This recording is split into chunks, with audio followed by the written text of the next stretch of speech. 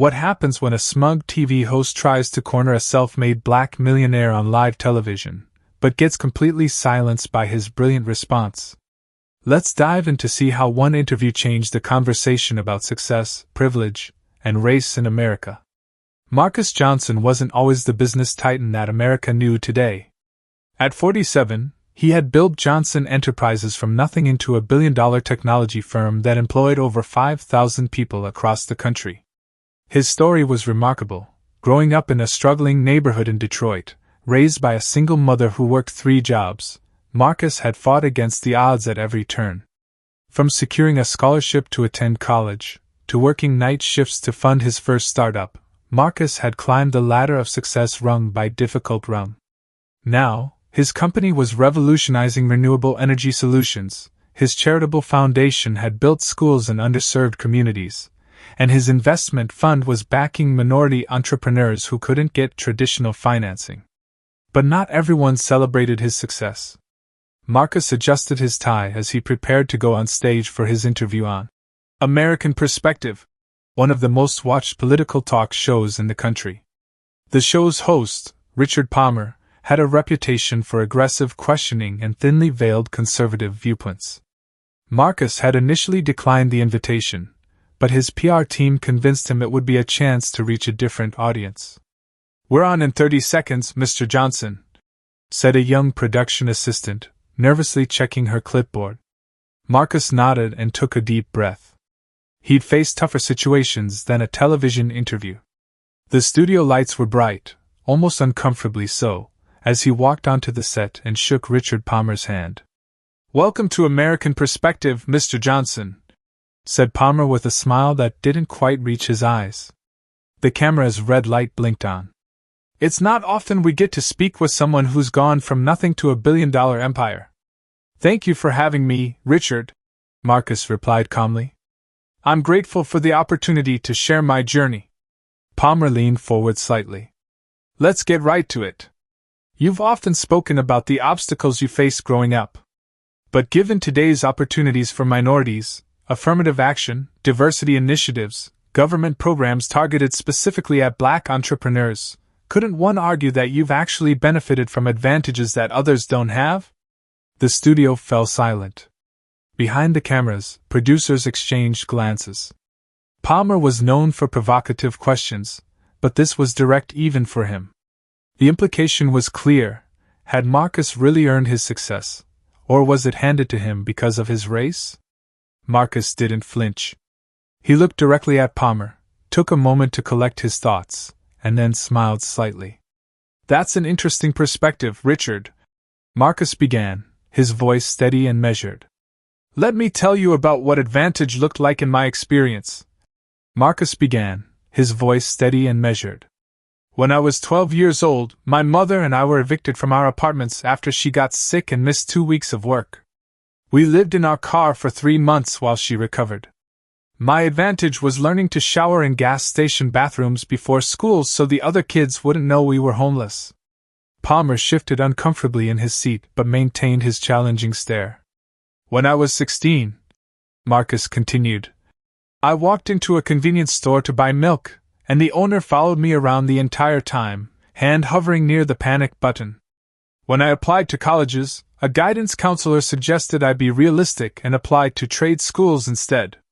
When I graduated summa cum laude and started interviewing at tech firms, I was asked if I was there for the janitorial position, twice."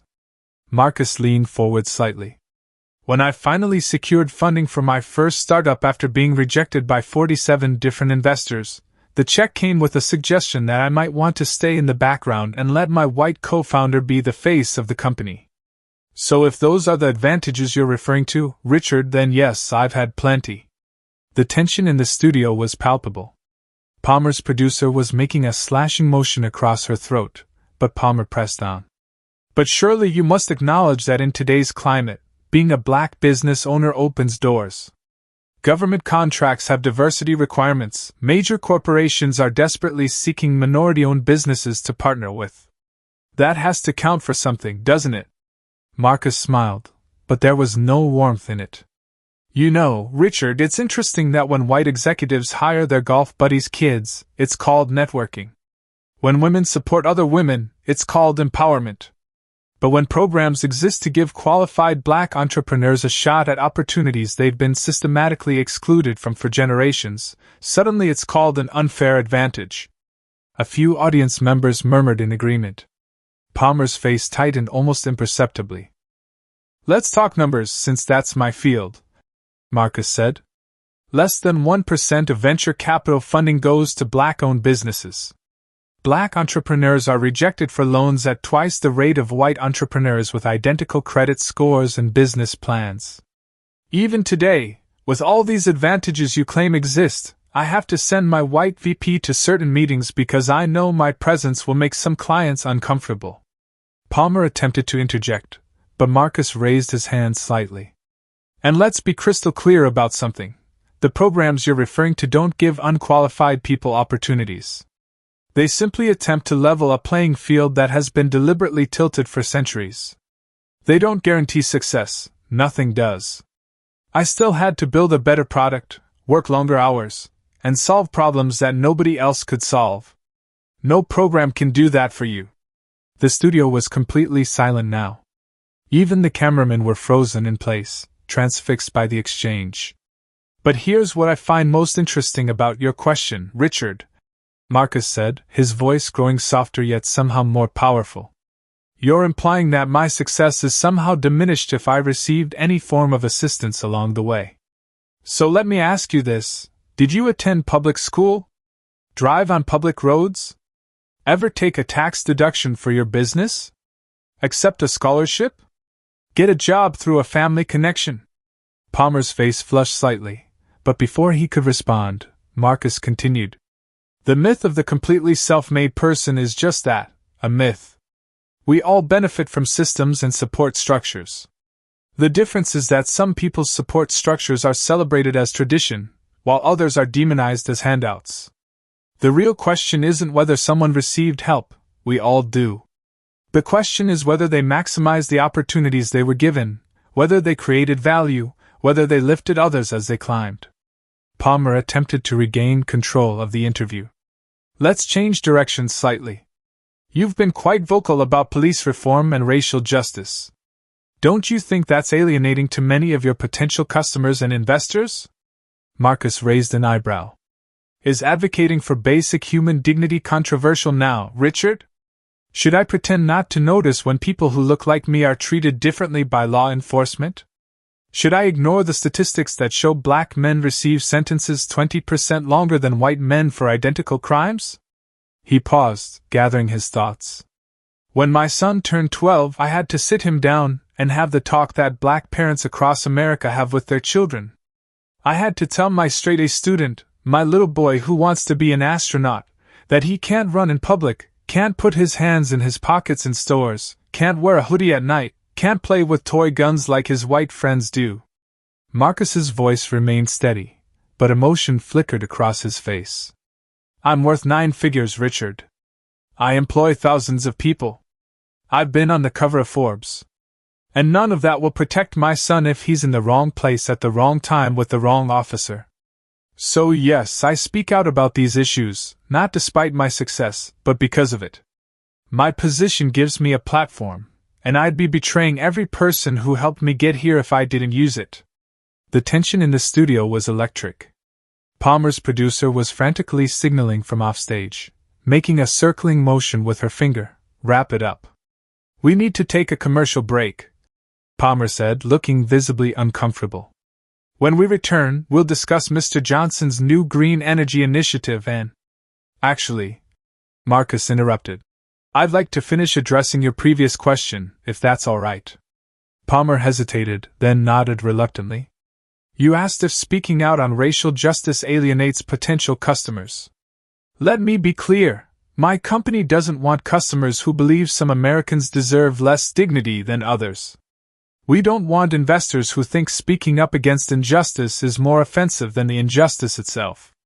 And frankly, any business that makes decisions based on appeasing racists rather than doing what's right is not just morally bankrupt, it's strategically short-sighted.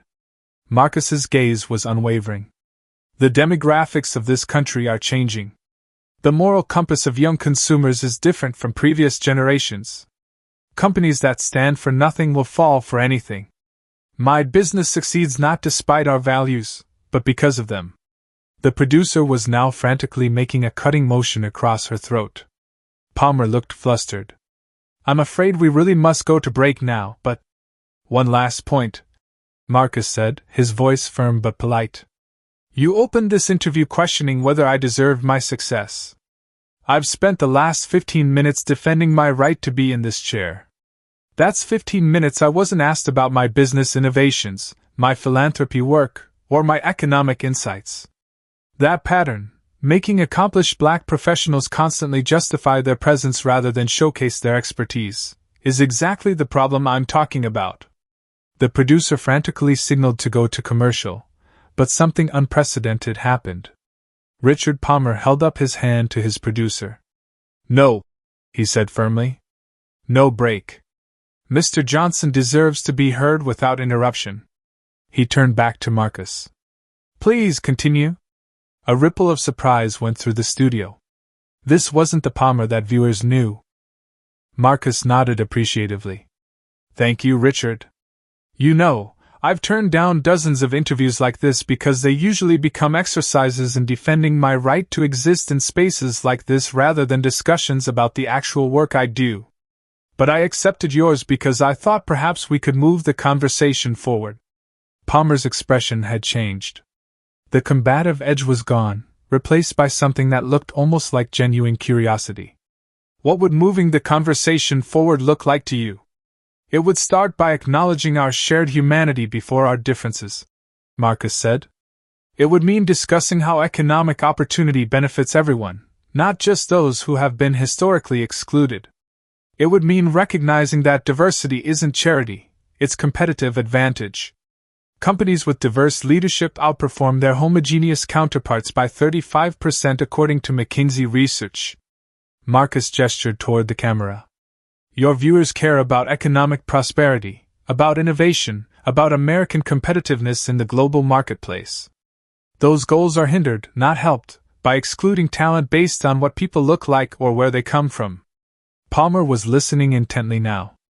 You've built one of the fastest-growing companies in America. What do you know that others don't? Marcus smiled, his first genuine smile of the interview. I know that brilliance doesn't come in just one color or gender. I know that lived experience creates innovation that cannot be taught in business schools. My company succeeds because we hire people who see problems differently based on their unique journeys. He leaned forward. The single mother who figures out how to stretch groceries to the end of the month? That's a resource management genius. The immigrant who learns a new language while working 2 jobs? That's determination and adaptability. The kid from the projects who navigates gang territory to get to school safely? That's strategic thinking under pressure. These skills are valuable, but they're overlooked because they don't come with Ivy League packaging. Palmer nodded slowly. I've never thought about it that way. Most people haven't, Marcus replied. And that's not an accusation, it's an opportunity. We all have blind spots based on our experiences. The question is whether we're willing to listen and learn when those blind spots are pointed out. The studio was completely silent. Even the production team had stopped their frantic gesturing. I didn't come here today to shame anyone or claim moral superiority, Marcus continued. I came to share perspective. Success for people like me often requires navigating both the standard challenges of business and the additional obstacles of bias. That doesn't make my accomplishments worth less. If anything, it makes them more remarkable. Palmer took a deep breath. Mr. Johnson, I owe you an apology. I came into this interview with preconceptions that weren't fair to you or helpful to our viewers. Thank you for your patience and candor. The sincerity in Palmer's voice was unmistakable. Marcus extended his hand across the table, and Palmer shook it firmly. This is how progress happens, Marcus said. Not through shouting matches or performative outrage, but through difficult, honest conversations where people truly listen to each other. Palmer turned to face the camera. We'll be right back with more from Marcus Johnson, discussing his revolutionary approach to renewable energy and how his company is creating jobs in communities that need them most. As the camera's red light blinked off, signaling they were on commercial break, Palmer leaned over. "Off the record, Mr. Johnson, thank you for not walking out. You would have been justified." Marcus nodded. "Off the record, Mr. Palmer, thank you for showing that people can change their minds when presented with new information. That's rarer than you might think, especially on television." When the interview aired that evening, it broke viewing records for the network. Clips of the exchange went viral on social media, with commenters from across the political spectrum noting the unusual civility and substantive nature of the conversation. 6 months later, Marcus and Richard co-hosted a televised town hall on economic opportunity in America, bringing together business leaders, community organizers, and policy experts to discuss concrete solutions rather than partisan talking points. As Marcus often said in interviews afterward, "The most powerful response to prejudice isn't anger, it's excellence. And the most effective antidote to ignorance isn't shame, it's education." Wow, friends, what an incredible story of confrontation turned to connection. I hope you found this as powerful as I did.